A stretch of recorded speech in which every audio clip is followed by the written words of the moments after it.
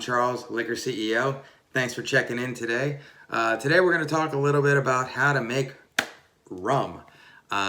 Personally, love the spirit, love a good mojito. I actually love a good rum in a glass, a couple lumps of ice, and maybe a good Dominican or a Cuban cigar. So a little housekeeping first.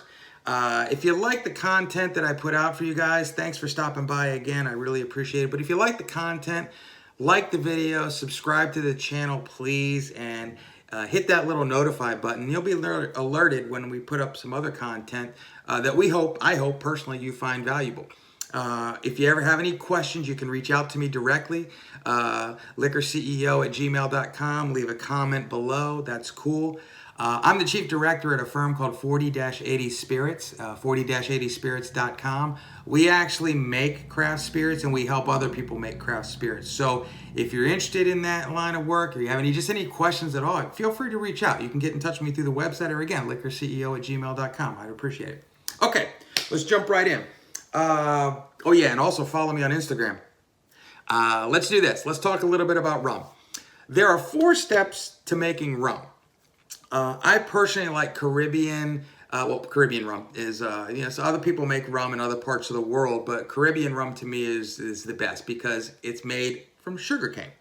If it's made from sugarcane juice or anything not molasses-like, that's actually called an agricultural rum or a rum agricole. So we're going to focus primarily on real rum made from sugarcane.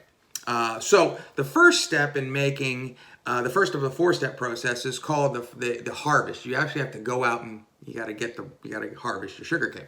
Second thing is we're going to ferment that puppy. So the raw ingredients are going to be mixed with water and usually proprietary yeast. The yeast actually is going to activate the sugarcane and the water, and you're going to kind of get into a mash of product where you have a lot of CO2s released, the sugars are converted to alcohol. It starts to change that process, okay?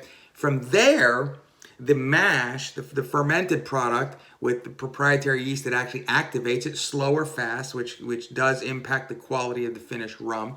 You're going to go ahead and distill it. Typically, pot stills are used. And what happens here is it's elevated in temperature, causes it to turn into steam. The steam is actually captured, condensed. That's actually the alcohol that you get. Once you collect the alcohol, you go into a process, then the next step, the 4th step, is called aging it.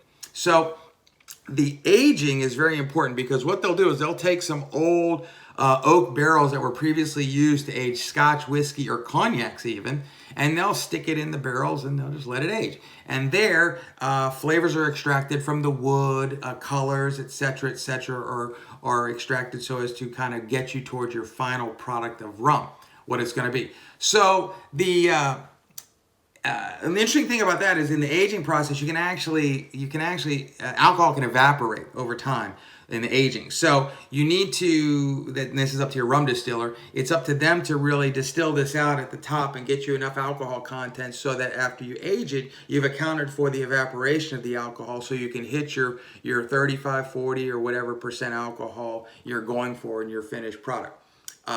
The rum comes in, clear versions, silver, white, and also comes in aged versions of different varieties, and you're going to get different characteristics out of it. And you can enjoy it any way you want. A spiced rum usually adds additional flavors into it as what you want, but typically an authentic rum is going to be driven based upon the quality of the sugar cane you start with and the yeast that's used to activate that during the fermentation process. And yes, I say this and I'm not making light of it. There are proprietary family strains of yeast that nobody knows about that do things and help ferment that product into a desired taste. Fermentation usually lasts from days up to about 3 weeks. And there are certain benefits to slow fermentation versus quick, fermentation. Again, it does boil back to the yeast that's used, which helps activate that and starts to turn those sugars into the CO2s and everything that we need to do. So that's pretty much it. I've made rums. I've made a few rums over my time. I have a little black book of notes that I've had over 20 years of being in the industry. Not all 20 have been in rum. I don't want to say that. But I've enjoyed making a few rums over the years. Some with like a ginger infused rum.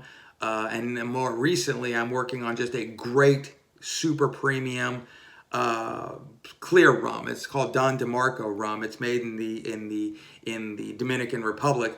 The reason I choose the Dominican Republic is because I just like the tradition there. You can date rum distillation, rum production back to the 16th century, the 1500s, in the Dominican Republic. So great climate, great sugarcane harvest, plenty of supply. And just a traditional awareness and expertise in how to make rum. Jamaican rums, Barbados rums, Cubans, Puerto Rican, all great rums too.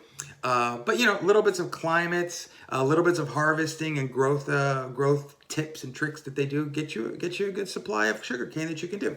Rum agricole, a lot of people do that in Haiti.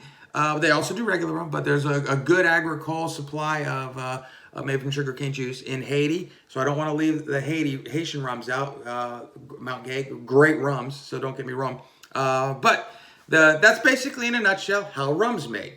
So if you have any questions, or if you'd like to start a rum or maybe any other type of spirit, reach out, 40-80spirits.com. Leave a comment below or reach out to me via that website or email, liquorceo@gmail.com. Love to help you out. Love to talk with you. Always looking for something unique and creative that we could get involved with and help your dreams come to fruition if you're looking to make that craft spirit and it happens to be in a rum. Thanks for checking in. Hope you enjoyed this video. Have a great day. Bottoms up. Cheers and salute.